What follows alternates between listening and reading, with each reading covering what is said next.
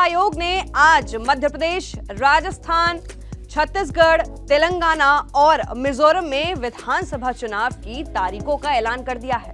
जहां मध्य प्रदेश 17 नवंबर को चुनाव होने हैं, राजस्थान में 23 नवंबर को मतदान है, छत्तीसगढ़ में 7 नवंबर को पहले चरण की वोटिंग है और 17 नवंबर को दूसरे चरण की वोटिंग है।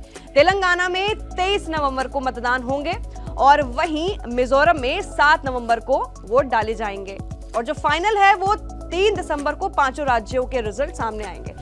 We now will come to the schedule which you are awaiting state by state, and now to start with from the Mizoram, the date of poll will be 7th November and date of counting would be 3rd, which is common of course for all these states, and elections in all these states would be completed by 5th of December. So date of poll is 7th November.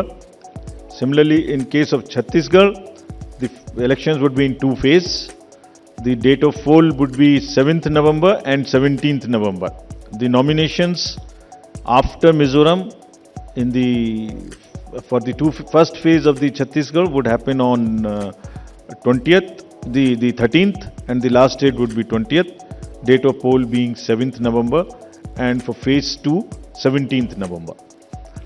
In Madhya Pradesh, this coincides with the second phase of Chhattisgarh, and date of poll would be 7th November. So first Mizoram and the first phase of Chhattisgarh, then second phase of Chhattisgarh and one phase in Madhya Pradesh.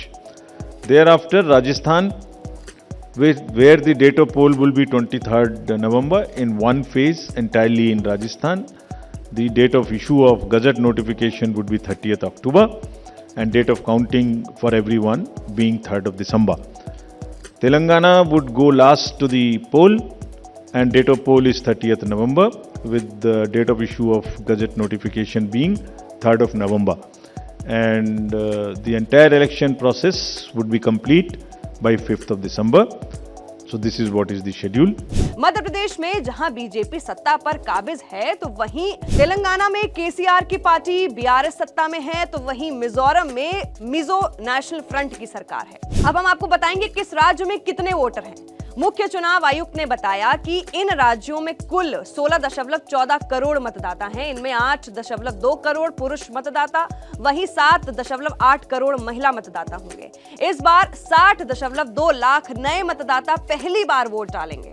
अब हम आपको बताएंगे इन states में mail और female कुल मिलाकर कितने voters हैं। बात करते हैं मिजोरम से। मिजोरम में 8.52 लाख कुल मिलाकर वोटर्स हैं, जिसमें से 4.13 लाख मेल वोटर्स हैं और 4.39 लाख फीमेल वोटर्स हैं।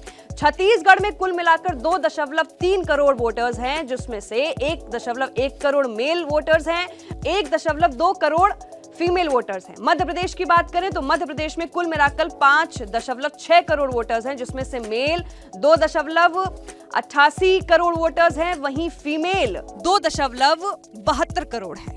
अब बात करते हैं राजस्थान स्टेट की, जहां पर कुल वोटर्स 5.25 करोड़ हैं, जिसमें से मेल वोटर्स 2.73 करोड़ हैं और फीमेल वोटर्स 2.52 करोड़ हैं।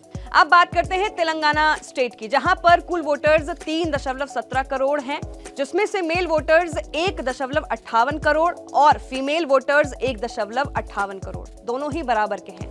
तो कुल मिलाकर इन सारे राज्यों में जो वोटर्स हैं वो हैं मेल के 8.2 करोड़ और फीमेल के हैं 7.8 करोड़। अब बात करते हैं 5 राज्यों में टोटल पोलिंग बूथ कितने होंगे।